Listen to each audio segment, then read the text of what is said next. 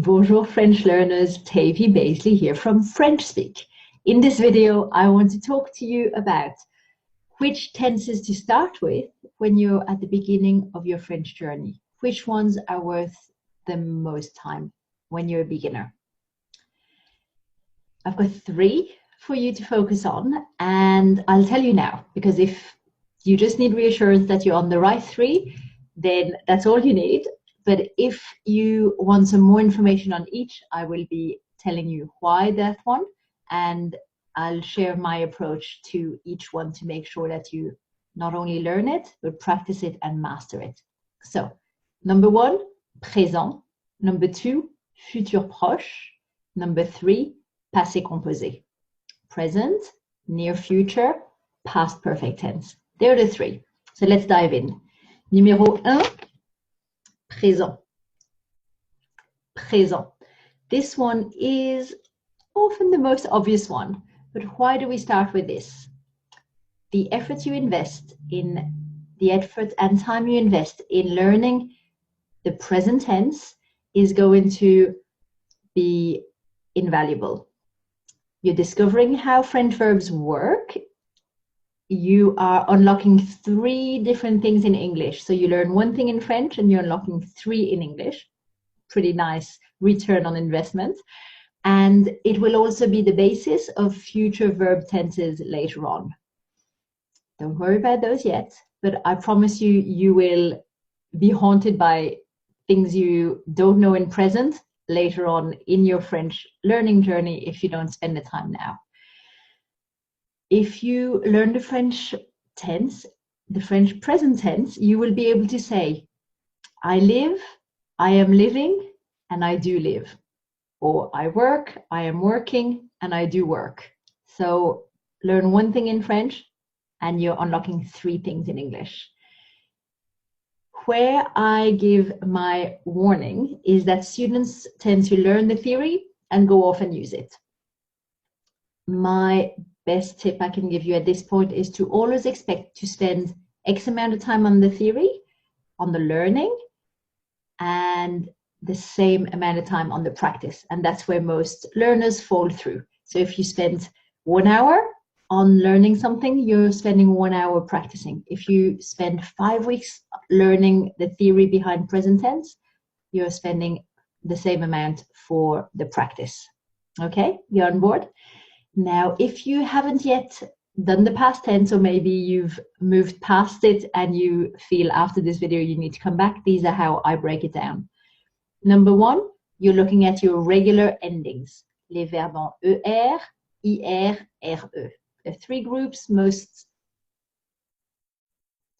students will recognize these. It's a way to learn some endings for the most regular verbs. Then you move on to irregular verbs in present tense. For those, I would like you to get really comfortable with a minimum of 10 verbs, at least 10 irregular verbs that you feel you can use a lot. And usually it's the first 10 you're going to encounter. So don't overthink it. The first 10 irregular verbs you find, go ahead with those ones. If it's 8, that's fine. If it's 12, that's fine. But just commit to at least learn 10. The next phase would be look at your reflexive verbs in the present tense. It's a really nice way to ease into them. So regular, then irregular, then reflexive. Now at French Speak, we focus on speaking, being understood and understanding other people, to be able to have conversations. There's another layer that doesn't really help with conversation, but if writing is one of your focuses, then have a look at present tense for stem changing verbs. So these are the steps I would take with an optional 4th one. That's présent. Number 2, futur proche, near future. Futur proche is your next step. Why? Because it opens up a whole new world. It opens up the future tense. You can now discuss future plans, okay? You'll be able to say, I'm going to, she's going to, we're going to, X, Y, Z. They're not going to.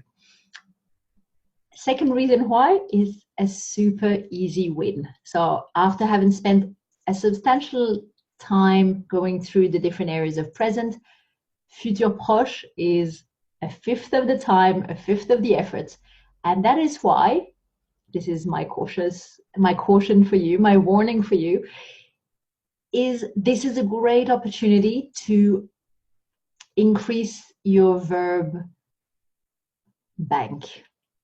So you might, at the end of present, know verbs like être, to be, avoir, to have, voyager, to travel, travailler, to work, manger, to eat.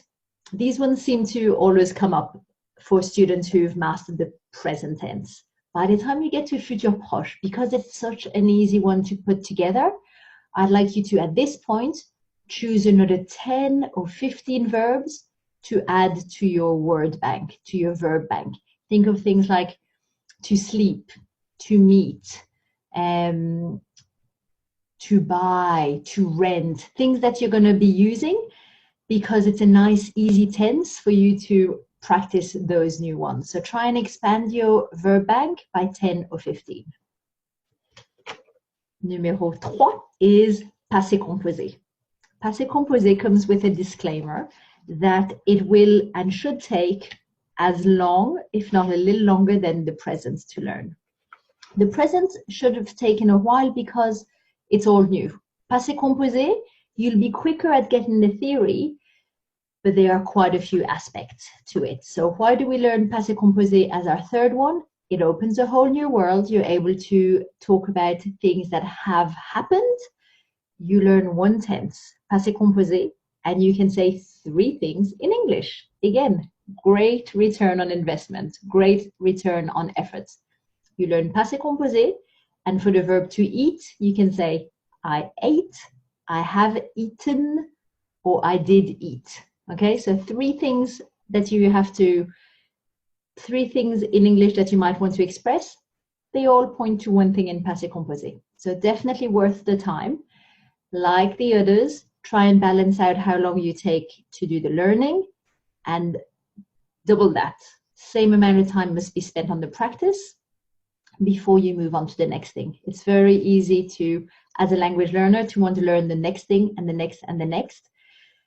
However, the practice is what's going to make you a successful speaker of French, not just someone who's learned all of the theory and can't put a sentence together or struggles to express themselves or understand any French. So 50-50, okay? Deal, guys? Passé composé, I wanted to share how I step it out. So if you give yourself a month to do it, then you can have 4 study sessions or for 1 week per aspect. Number 1, I would focus on avoir auxiliary with regular verbs, avoir auxiliary with irregular verbs, être auxiliary and reflexive verbs will be the third one. And the fourth one, mixing them up, because you'll have quite a few by that point. Lots of using these ones, learning, applying it with grammar exercise, and then the practice isn't grammar exercises. That's when you try and produce either written or spoken sentences with that tense. Okay, so if you spend 4 weeks, yes, you're spending another 4 weeks practicing it.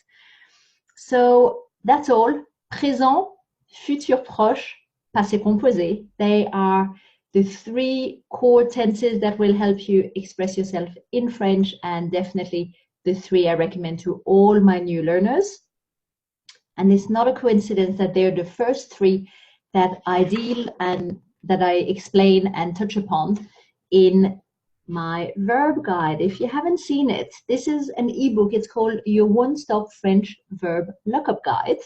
Quite a mouthful. I have to read it to be able to say it. It's not a grammar book. It doesn't have grammar rules or grammar exercises in it. It's not a how-to. It's a tool to help you turn a thought in English into the correct verb tense in French. And once you do that, you'll know which ones you can do and you can already express in French, and the ones you've don't want to do perhaps, or the ones you plan to do next. So it just really helps to tidy that up. If you're watching this video, I will make sure to have the link to get the free ebook somewhere above the video, below the video, to the side. Just look around, there'll be a hyperlink. It's called the French Verb Guide, is the short version for it, and it's free. So go and grab it if you'd like it, and I will see you in the next video. Au revoir.